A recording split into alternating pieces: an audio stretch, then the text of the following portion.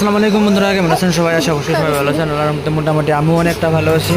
আমরা সাইডে খায়া ভাত অল্প পাচ্ছিল, কুত্তার জন্য খেতেছি। আমার দুইটা কুত্তা আছে, তাই দেখলাম বাইরে দুইটা কুত্তা আছে, বাচ্চা দিছে ওরা। বাচ্চা দেওয়ার পরে ওপরে বাচ্চা আগে তাও যায় দুধ পাইছিল, বর্তমান দুধ পায় না, মানে কারণ বাচ্চা বড় হয়েছে। দুধ না পাইলেও মা ওরা যাবে ফেলে ফেলে যা খায়, কিন্তু বাচ্চাগুলো যায় না, আর খাওয়ারও পায় না।